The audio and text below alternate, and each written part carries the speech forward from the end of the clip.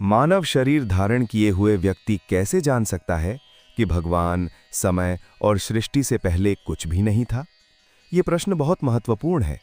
वेदों और विशेष रूप से ऋग्वेद के नासदीय सूक्त में ये ज्ञान कैसे आया, इसका सरल और विस्तृत स्पष्टीकरण सुनिए। सबसे पहले समझिए कि नासदीय सूक्त क्या कहता है। ये ऋग्वेद का 10वां मंडल सूक्त 129 है। इसमें कहा गया है, न सदासीत तदानी, अर्थात सृष्टि से पहले न तो अस्तित्व था, न अनस्तित्व, न आकाश, न वायु, न दिन, न रात, केवल एक था जो अपनी शक्ति से श्वास ले रहा था। अब सवाल ये है, ये बात कोई साधारण इंसान कैसे जान सकता है? क्या ये कल्पना मात्र है? नहीं, इसका उत्तर ऋषियों के आध्यात्मिक अनुभव में है। मानव शरीर की सीमाएं और चेतना की शक्ति। हमारा शरीर भौतिक है। 5 ज्ञानेंद्रियां, आंख, कान, नाक, जीभ, त्वचा केवल भौतिक जगत को देखती हैं। समय, स्थान और भौतिक नियमों में बंधी हैं। लेकिन चेतना अलग है। चेतना शरीर से परे है। वैज्ञानिक भी कहते हैं कि चेतना मस्तिष्क की बिजली से ज्यादा है। प्राचीन ऋषि जानते थे कि ध्यान और तपस्या से चेतना का विस्तार होता है। जैसे कोई व्यक्ति गहरी नींद या समाधि में चला जाता है तो समय स्थान का भान मिट जाता है। ठीक वैसे ही ऋषियों ने वर्षों की साधना से उस अवस्था को पहुंचा। ऋषियों की साधना कैसे प्राप्त हुआ ज्ञान? ऋषि कोई देवता नहीं थे, वे भी इंसान थे जैसे आप और हम, लेकिन उन्होंने कठोर तपस्या की। उदाहरण लीजिए, तपस्या, वर्षों जंगल में रहकर भोजन जल त्याग कर ध्यान, इससे शरीर की जरूरतें कम हो जाती हैं। प्राणायाम और योग से मन शांत होता है, चित्त एकाग्र हो जाता है। समाधि अवस्था, निर्विकल्प समाधि में बाहरी दुनिया गायब, केवल शुद्ध चेतना रहती है। वहां समय नहीं चलता, सृष्टि से पहले की अवस्था अनुभव होती है। नासदीय सूक्त में लिखा है, कवयः हृदा मनस्वयो नयन, मतलब कवि ऋषियों ने हृदय की बुद्धि से खोजा।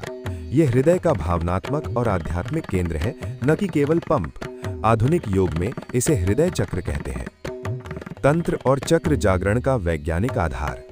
भारतीय तंत्र शास्त्र में 7 चक्र हैं, मूलाधार से सहस्रार तक। ऋषि इन्हें जागृत करते थे।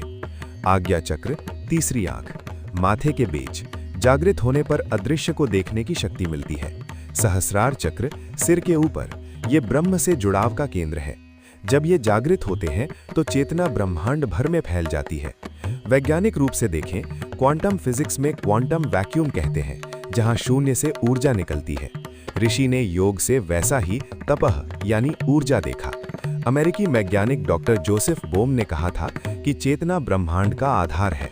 प्रमाण, अन्य वेद और उपनिषद। ये केवल नासदीय सूक्त नहीं, छांदोग्य उपनिषद कहता है, सत एव सौम्य इदम आग्रासीत एकमेवाद्वितीयम, पहले केवल सत था, एक अकेला। ईशावास्य उपनिषद, पूर्णमदः पूर्णमिदम, ये अनुभव योग से आया। आधुनिक संत जैसे रामकृष्ण परमहंस और स्वामी विवेकानंद ने भी समाधि में ब्रह्म दर्शन किया। आज आप कैसे अनुभव कर सकते हैं? ये कोई पुरानी बात नहीं, आप भी कर सकते हैं। 1.